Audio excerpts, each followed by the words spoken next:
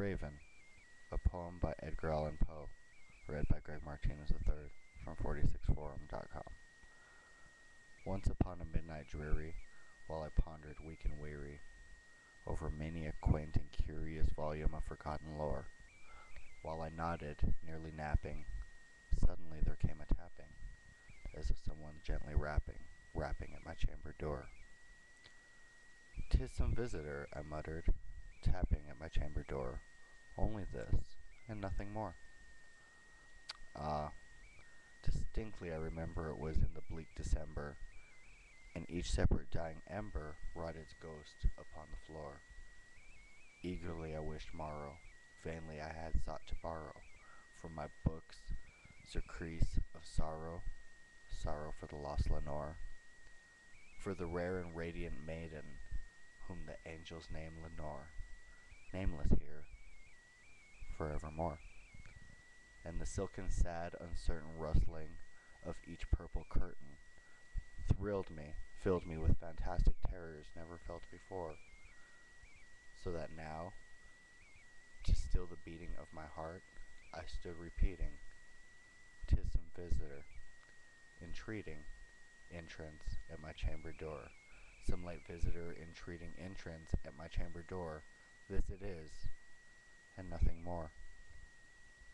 Presently my soul grew stronger, hesitating then no longer. "Sir," said I, "or madam, truly your forgiveness I implore, but the fact is I was napping, and so gently you came rapping, and so faintly you came tapper at my chamber door, that I scarce was sure I heard you.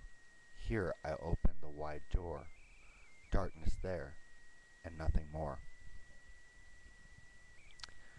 Deep into that darkness peering, long I stood there wondering, fearing, doubting, dreaming dreams no mortal ever dared to dream before. But the silence was unbroken, and then darkness gave no token, and the only word there spoken was whispered, "Lenore." This I whispered, and an echo murmured back the word, "Lenore."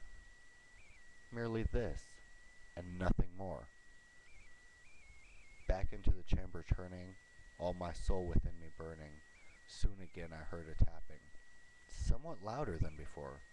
"Surely," said I, "surely that is something at my window lattice. Let me see, then, what thread it is, and the mystery explore.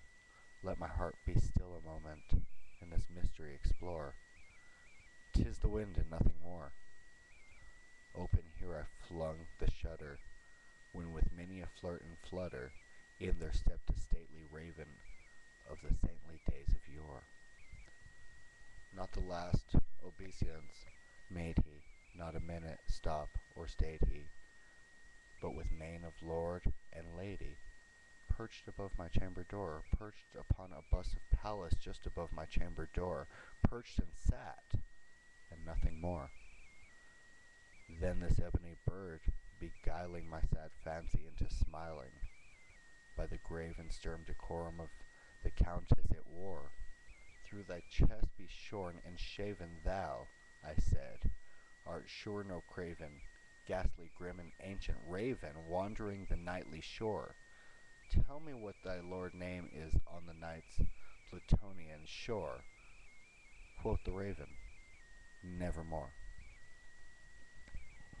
Much I marveled this ungainly fowl to hear, discourse so plainly, through its answer little meaning, little relevance before.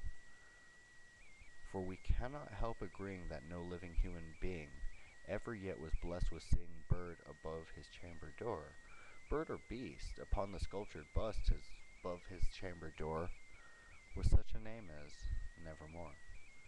But the raven sitting lonely on the placid bust spoke only that one word, as if his soul in that one word he did outpour. Nothing further than he uttered, not a feather than he fluttered, till I scarcely more than muttered, "Other friends have flown before, on the morrow he will leave me, as my hopes have flown before." Then the bird said, "Nevermore." Startled at the stillness broken reply so aptly spoken, doubtless, said I, what it utters is its only stock in store, caught from some unhappy master who unmercifully disaster followed fast and followed faster, till his songs one burden bore, till the dirges of his hope that melancholy burden bore of nevermore, nevermore. But the raven still beguiling at my sad soul into smiling, straight I wheeled a cushioned seat in front of the bird and bust the door.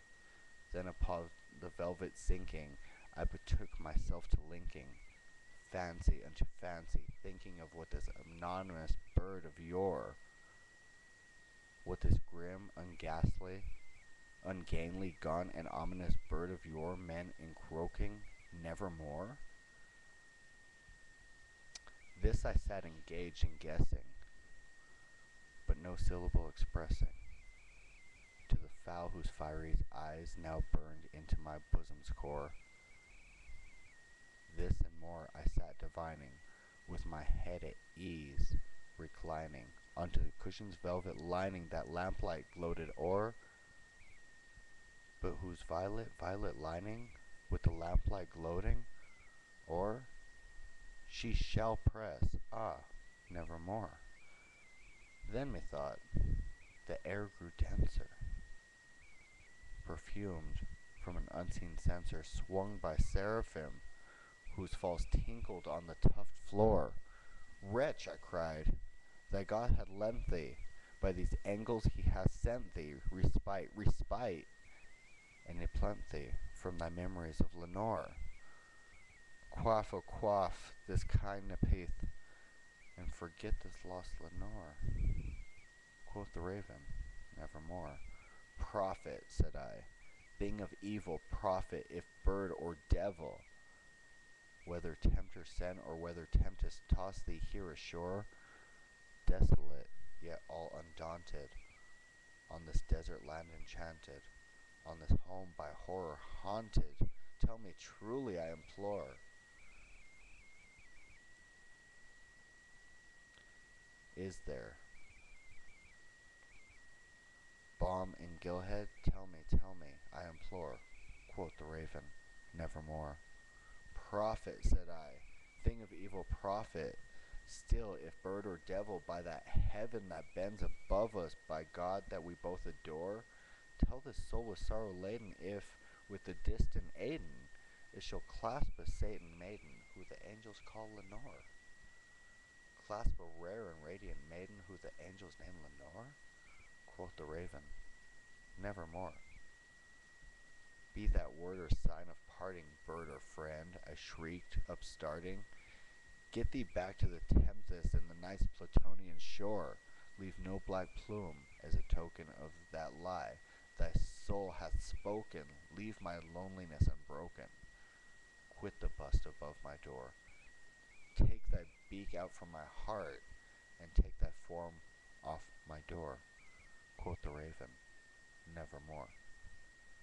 And the raven, never flitting, still is sitting on the pallid bust of Pallas just above my chamber door, and his eyes have all the meaning of a demon's that is dreaming, and the lamplight o'er him streaming throws his shadow on the floor, and my soul from out that shadow that lies floating on the floor shall be lifted nevermore.